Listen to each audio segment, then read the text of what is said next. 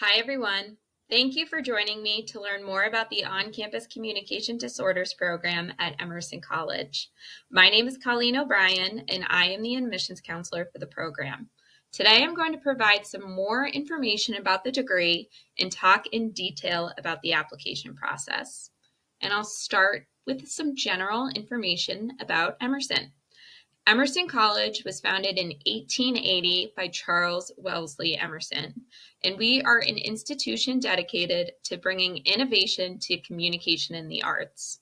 We are a smaller school with around 830 graduate students who are dispersed among our 18 different graduate programs. Okay, and now more about the On-Campus Communication Disorders program. There are many aspects to our program at Emerson that set us apart. The first being the clinical experiences, whether it's right here on campus in the Robin Speech Language and Hearing Center. The Robin Center is a full service clinic right in our building, serving infants to the elderly, and all communication disorders are represented in our clinic.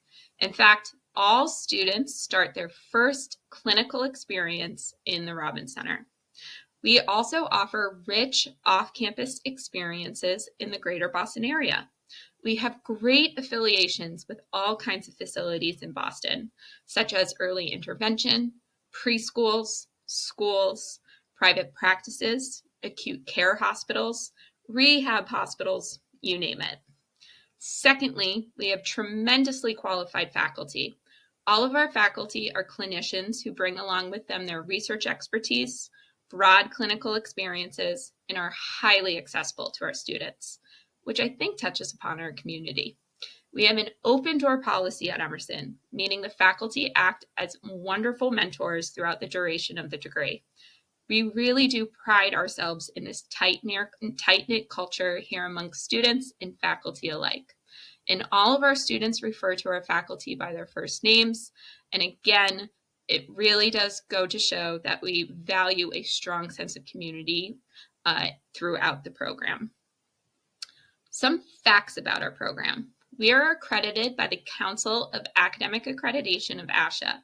We are also a top-ranked program, and we are unique in our ranking because most of the other programs are parts of large research universities. We also prepare students for Massachusetts Department of Elementary and Secondary Education licensure. But that being said, if you are from another state, we can help you become licensed anywhere. We ask students to take on the responsibility of researching licensure requirements, but once you know them and can share the requirements with us, we can assist you in getting licensed anywhere. And more on our student body and our program requirements. We love having a diverse student body in our program. We accept students regardless of your undergraduate background. Typically, about half of our class comes from a major outside of communication disorders, and we think that this variety of background and experience really adds to our program. For those coming in without a background, we do have foundational courses that do not have to be completed before you apply. However, they must be completed before you begin the program. We offer all foundational courses in the summer, and they are online. And those without observation hours can complete the hours during their first fall semester. Now, more details about our schedule. Our schedule is 2 years full-time, including at least one summer. Those without a background in communication disorders will need one additional summer. Courses meet once a week. Our academic courses meet for 3 hours, while clinical methods meets for 2 hours.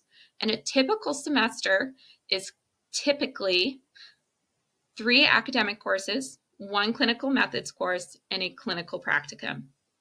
Now, this next slide will give you a general order of the classes. As you can see, students in our program are trained as generalists, and the curriculum covers all age ranges and the wide spectrum of communication disorders. Now, more information about admissions. We're looking for a class of about 45 students each year, but the more important number for you is that each course section is about 24 students, or about half the incoming class, There are 2 sections of every academic course we offer, and that's important to keep in mind because the classes are small and the faculty really do get to know you.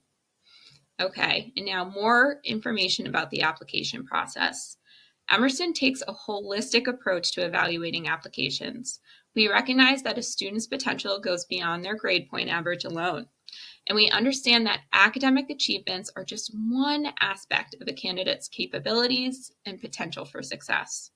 For this reason, we instead consider multiple factors when reviewing applications, such as personal and professional achievements and responses to essay questions, to gain a deeper insight into an applicant's passion, drive, and unique qualities.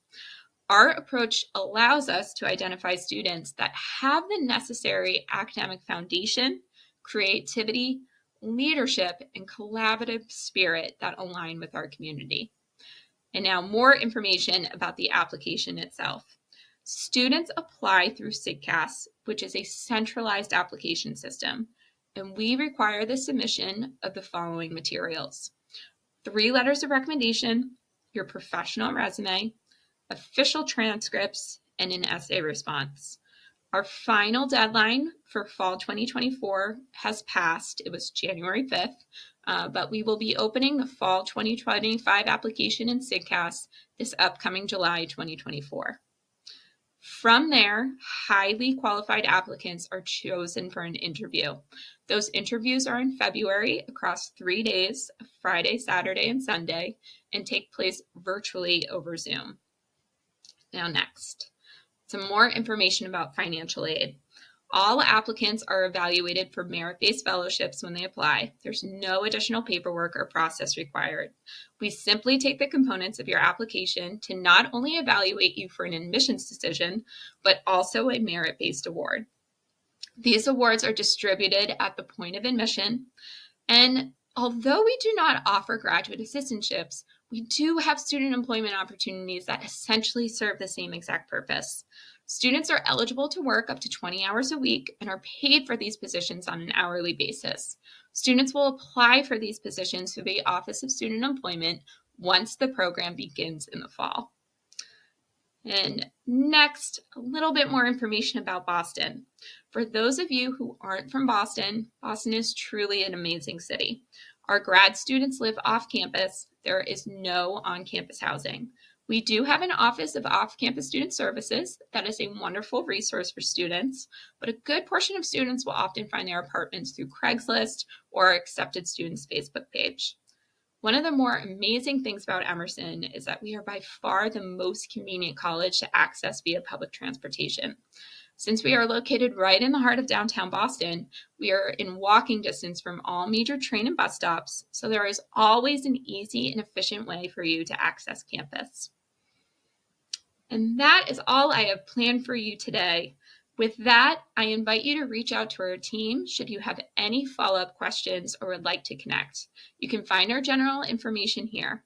Thank you for learning more about the Communication Disorders program at Emerson, and I look forward to chatting with you more.